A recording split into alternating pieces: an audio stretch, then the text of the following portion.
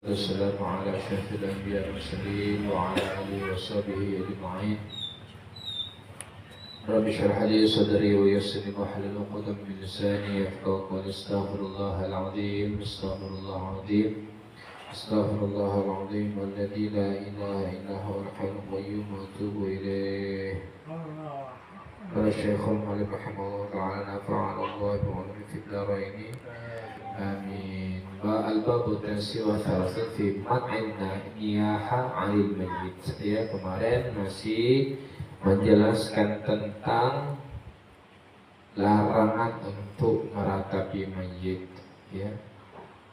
Meratapi mayit ini sering terjadi, ya, sering terjadi ketika mayit meninggal dunia.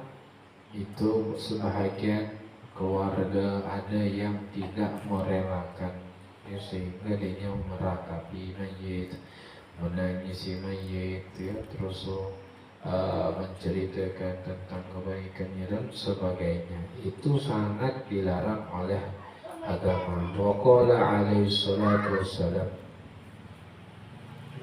kata Rasulullah sallallahu alaihi wasallam, "Man naha 'indal musibati kutiba ismuhu fi diwanil munafiqin."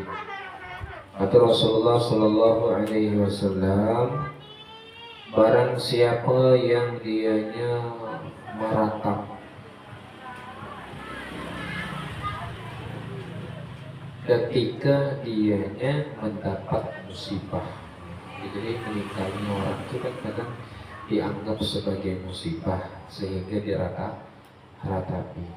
Ada juga mungkin yang dia mendapatkan musibah, dia meratapi musibahnya tersebut, ya. Maka orang tersebut kutibasmu fi diwanil munafiqin, akan dicatat sebagai golongan orang-orang yang catatan orang-orang yang munafik, ya. Orang munafik ini ketika dia dikatakan beriman, cuman hatinya tidak beriman. Pada zaman Nabi seperti itu, ya. Orang munafik itu bisa saja mengeluarkan dirinya daripada agama Islam. Maka orang yang meninggal dunia sebab dianya bunuh diri, ya kan? Itu kan dia istilahnya tuh ketika dianya terkena musibah akhirnya dibunuh diri, meratapi nasibnya. Apalah hidup aku macam ini, ya. Apalah aku dilahirkan dari keluarga yang seperti ini. Kenapalah aku dilahirkan dari bapak mama aku yang seperti ini. Kalau bapak aku Pak Prabowo waktu kemarin lahir, mungkin hidup aku senang, kata kawan. Diratapi-ratapinya itu, ya. Ya Allah, sedihnya hidup aku nih, ya. Sampai ada yang meninggal bunuh diri. Orang bunuh diri itu karena terlampau meratapi, sehingganya ulama berbeda pendapat bagi orang yang meninggal dunia ini dan bunuh diri. Apakah dia kekal di dalam neraka atau tidak? Ya. Kenapa? Karena dia termasuk golongan orang yang munafik. Ketika dia kena musibah, dia meratapinya. Maka kata ulama, kalau dia meninggal dunia tadi masih dalam keadaan Islam, masih tetap nanti dia ketika meninggal masuk neraka, dikeluarkan, dosanya habis, masuk ke dalam surga. Tapi kalau dia meninggal dunia dalam keadaan tidak membawa agama Islam, ya, saking dia meratapi hidupnya, sudahlah kalau begitu, aku tak beriman lagi sama Allah. Misalnya, di dalam hatinya neketkan, tak ada lagi Tuhan di dunia ini. Ketika dia meninggal dunia, bahaya, ya. Bisa nanti dia di dalam neraka kekal selama-lama. Itu bahayanya orang munafik tuh. Orang munafik tuh kalau dia antara dua tadi, bisa dia masuk, yang jelas dia masuk dalam neraka, ya. Bisa dia keluar kalau dosa itu dihapus, tapi bisa saja dia selama-lamanya di dalam neraka. Kenapa? Karena dia tidak beriman lagi kepada Allah Subhanahu wa Ta'ala.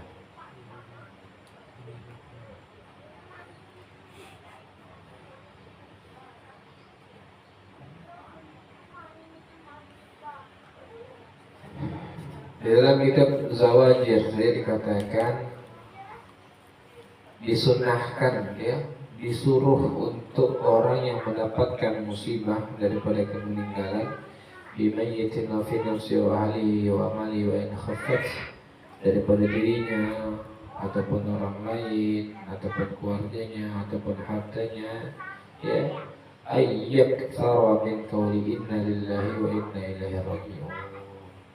Banyak-banyak kita ingat ketika seseorang itu meninggal dunia dikatakan inna lillahi wa inna ilaihi raji'un. Bukan berarti apa ya, itu tuh ajaran yang diajarkan oleh ya guru-guru kita, para masyayikh kita, bukan hanya sekedar mengatakan inna lillahi wa inna ilaihi raji'un, tetapi ketika meninggal itu kita yakinkan inna lillahi semuanya milik Allah, wa inna ilaihi raji'un dan semuanya akan kembali kepada Allah ya. Jadi di balik kalimat itu ada pesan yang harus kita ingat, bahwa semuanya itu milik Allah, bahkan diri kita pun milik Allah, akan kembali kepada Allah Subhanahu wa ta'ala ya. Ukhrijni fi musibati wa khuluf, ada panjang lagi ujungnya ya. Ujurni min musibati wa khuluf li khairan ya. Minha li khabari musibah. Ya, jadi kalau ada orang yang ketika kena musibah ya, maka Allah Subhanahu wa ta'ala mengucapkan inna lillahi wa inna ilaihi raji'un ya, maka Allah akan memberikan balasan kepadanya dan menggantikan daripada sesuatu yang hilang tadi dengan sesuatu yang ya ajarahullah wa khalafa lahu khairan minha. Allah ganti dengan sesuatu yang lebih baik daripada orang itu yang hilang. Meninggal kita ini punya bapak ya, sayang betul sama bapak, innalillahi wa inna ilaihi raji'un. Tapi kita ingat bahwa kita di dunia ini bukan hanya di waktu kecil kita punya bapak, ketika kita suruh besar kita punya anak nanti misalnya ya. Maka kecintaan kita kepada orang tua itu kadang-kadang bergantikan ya dengan hadirnya anak, dengan hadirnya cucu, dan beberapa orang-orang lain akan digantikan oleh Allah Subhanahu wa ta'ala. Wa qala alaihi salatu wassalam, sawtani mal'unani fid dunya wal akhirah mizmarun 'inda ni'matin. Dua suara yang dilaknat di dalam dunia dan akhirat. Yang pertama bunyi seruling ketika mendapatkan nikmat ya. Dapat nikmat. Ada memang orang biasanya itu pesta, ada memang alat musik yang khusus ya. Seruling ini bukan seruling-seruling, ada memang khusus. Seruling itu memang untuk digunakan untuk orang berpesta koya ya, orang pesta-pesta ya, daripada dapatkan nikmat. Ada sebahagian di dalam Al-Quran itu diceritakan ketika orang yang dianya itu beribadah kepada Allah, beribadah dengan Tuhannya dengan cara dia berseruling ya. Maka ulama itu membahas tentang hukum bersiul macam mana ya, karena suaranya sama dengan seruling ya. Ya ulama ada yang mengatakan ya, itu makruh, minimal makruh lah, tak sampai ke haram ya, kalau cuma sekedar biasa-biasa. Tapi kalau ada karena sesuatu yang diharamkannya maka menjadi haram. Contoh misalnya nyentuh cewek, nah ya, cewek lewat tuh disiulan, nah haram hukumnya ya. Terus kalau kita siul-siul dengan rasa kesombongan ya, itu juga haram, ada rasa kesombongan dalam hati kita. Lalu yang selanjutnya adalah suara orang yang meratapi ketika dia mendapatkan musibah, itu dilaknat oleh Allah Subhanahu wa ta'ala.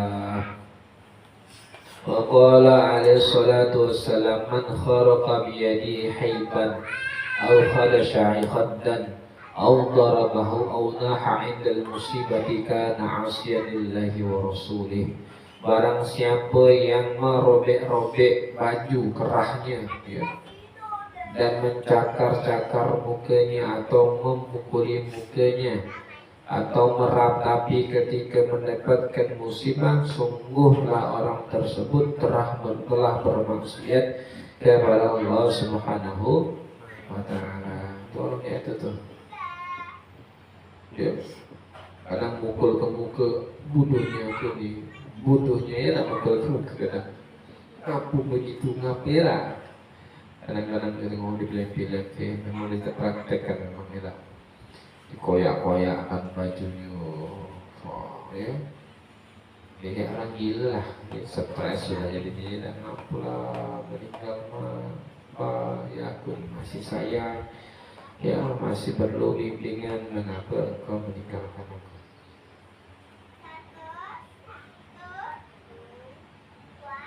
Sungguh dia telah bermaksiat kepada Allah Subhanahu wa ta'ala. Wa qala alaihi salatu wassalam, la yahillu limra'atin an tadruha sya'ra ra'siha 'inda al-musibati fa in tarahta sya'ra ra'siha kataballahu laha bi kulli sya'ratin hiyatan 'ala a'dha'iha yawmal qiyamah wa kanat mimman 'asallahu wa la'anallahu wal malaikah wal anbiya wan nas ajma'in. Musabatu seharusnya barang tidak halal bagi seorang perempuan, ya, karena yang sering meratap ini banyak perempuan. Tak juga berarti cuma perempuan, laki-laki juga sering meratap. Ada juga sebahagian yang meratapi, ya, tidak menerima takdir, ditinggal orang, dapat musibah dan sebagainya. Ya, cuma kebanyakan tuh perempuan. Kata Rasulullah, tidak diperbolehkan, tidak dihalalkan bagi perempuan untuk mencabut rambut kepalanya ketika dia mendapatkan musibah. Ditarik rambutnya, tarik sehingga tercabutlah rambutnya tadi. Maka apabila tercabut rambutnya tersebut, maka Allah akan mencatat satu rambut akan diwakilkan hayatan ala a'dha'iha, itu ular yang akan, ya, dibawanya nanti yaumul qiyamah, pada hari kiamah, ya. Jadi manusia berbentuk ular, ya, rambut itu nanti. Ini aku rambut ular tadi sudah bilang kita tengok, ya. Jadi digambarkan memang sudah sama Rasulullah sosok orang yang nanti rambut itu rambut ular tadi. Ketika nanti di akhirat dunia diperangkap itu cabut-cabutnya rambutnya tadi. Dan adalah dia orang yang maksiat kepada Allah Subhanahu wa Ta'ala, dan dia dilaknat oleh Allah, dilaknat oleh malaikat, dilaknat oleh anbiya, para nabi, wan nasu ajma'un, manusia semuanya melaknat orang tersebut. Ya, oh, Masya Allah, luar biasa ya dosanya, luar biasa dosanya.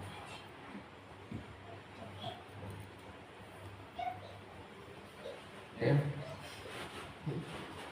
dosa orang yang meratapi mayit, ya, makanya kita sekarang ini harus wanti-wanti kita mempersiapkan diri ketika orang yang kita sayang itu meninggal, ketika semuanya milik Allah dan akan kembali kepada Allah. Jangankan orang yang kita sayang, kita sendiri pun akan kembali kepada Allah, ya. Harus mempersiapkan diri. Wa sallallahu alaihi wasallam, laisa minna man matama al-khududa wa syakka al-juyuba wa da'a bi da'wati jahiliyah. Kata Rasulullah, tidaklah, ya,